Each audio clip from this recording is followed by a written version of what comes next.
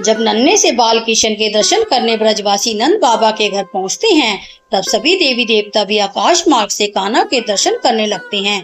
लेकिन शनिदेव पीछे रह जाते हैं और जब शनिदेव कान्हा के घर उनके बाल रूप के दर्शन करने पहुंचते हैं, तब शनिदेव मन ही मन कहने लगते हैं, जब तक भगवान नारायण के बाल रूप के दर्शन ना कर लूं, तब तक मन नहीं मानेगा। लेकिन अगर मैंने कान्हा को देख लिया तो कहीं मेरी वक्र दृष्टि उन पर न पड़ जाए।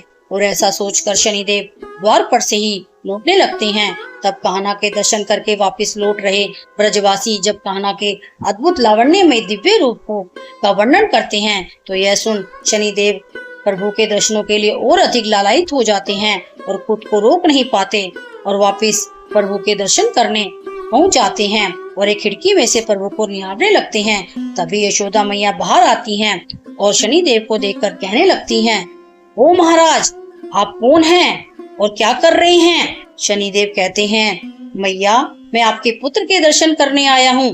तब माता यशोदा कहती है, अरे तो इतनी देर काहे को लगा दी, पहले आना था ना। और पहले तो कभी गोकुल में आपको देखा नहीं, कहाँ से हो आप? और पहले तो अपना नाम बताओ। शनिदेव कहते हैं, मैया, मैं शनिदेव हूँ। माता यशोदा कहती है, अच्छा शनिदेव, और मैं चंडी माता।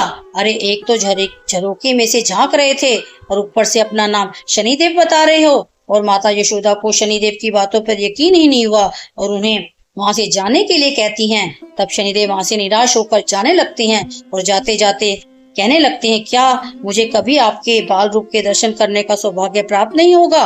और कान्हा को बहुत याद करने लगते हैं। तब भगवान श्री कृष्ण शनिदेव को इस व्याकुलता को देखकर नहीं पाए और शनिदेव को अपने बाल रूप के दर्शन कराने के लिए एक कोकिला का रूप लेकर शनिदेव को अपने दर्शन करने पहुंच जाते हैं। तब शनिदेव उस कोकिला के माध्यम से कान्हा के बाल रूप के दर्शन करते हैं और दर्शन पाकर आनंदित हो जाते हैं और तब से उस स्थान को कोकिला वन के नाम से जाना जाता है। तो दोस्तों, चैनल को सब्सक्राइब करके कमेंट में जय श्री कृष्ण अवश्य लिखें।